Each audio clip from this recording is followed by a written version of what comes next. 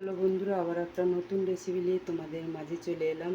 দেখতে পাচ্ছ কড়াইটা চাপিয়েছি, কড়াইয়ে তেল দেওয়া হয়েছে আর দেখো পাঁচফোড়ন ফেলে দিলাম। দেখতে পাচ্ছ পাঁচফোড়নটা ফেলে দেওয়া যাবে। এইদিকে দেখো ঝিঙে আলু কাটা হয়েছে, ছোটো ছোটো ডাব ডাব করে কাটা হয়েছে ঝিঙেটাও, আর আলুটা এরকম করে কাটা হয়েছে।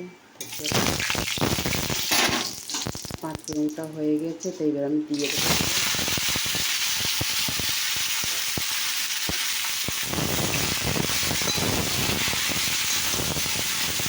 নাড়াচাড়া করে নিলাম।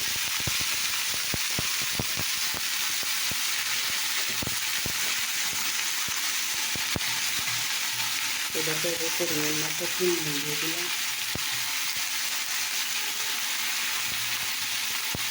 আর এটা একটু বেশি দিলাম। এবার নাড়াচাড়া করতে করতে একটা ভাজা হতে হবে।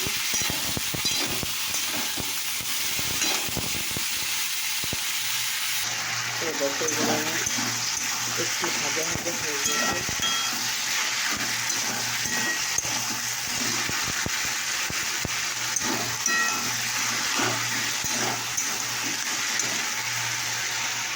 আর এদিকে দেখো পোস্ত কেটেছি, দিয়ে দিলাম।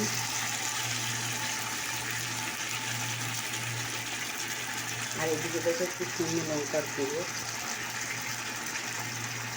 দিয়ে দিলাম।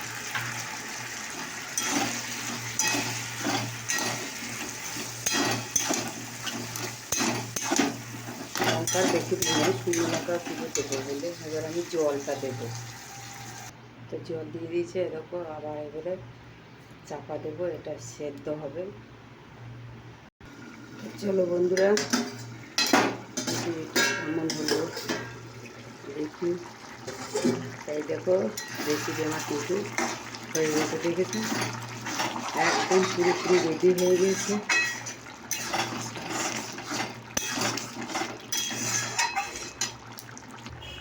তো এটা সম্পূর্ণ নিরামিষ রেডি হয়ে গেল, ঝিঙে আলু একটা পোস্ত। তো তোমাদের এই রেসিপিটা কেমন লাগলো অবশ্যই কমেন্ট করে জানিও। ঝিঙে আলু দুটোই আমার সেদ্ধ হয়ে গেছে, সেদ্ধ মানে খুবই সেদ্ধ হয়ে গেছে ঝিঙেটা। তো তোমাদের এই রেসিপিটা কেমন লাগলো বলো। এইটা তোমরা ঘরে বানিয়ে খেতে পারো, দেখবে কত সৌন্দর্য লাগছে। ঝিঙেটা একটু ডাব ডাব করে কেটে নেবে, আলুটা একটু ছোট্ট ছোট্ট ডাব ডাব করে কেটে নেবে, একটু পাঁচফোড়ন দেবে। আর যদি না দাও তো শুধুও ফোড়ন দিতে পারো, সে তোমাদের ব্যাপার ওটা। কিন্তু আমিও একটু ফোড়ন দিই, পাঁচফোড়ন দিই, দিয়ে তারপরে একটু নুন হলুদ দিয়ে নাড়াচাড়া করে একটু ভাজিয়ে নিয়ে তারপরে তো হয়ে গেল পোস্ত বাটাটা আর লঙ্কার গুঁড়োটা জল ঢেলে দিয়ে দিলেন চাপা। বাস আমার রেসিপি রেডি হয়ে গেল। তো রেসিপিটা যদি ভালো লাগে অবশ্যই লাইক কমেন্ট করো।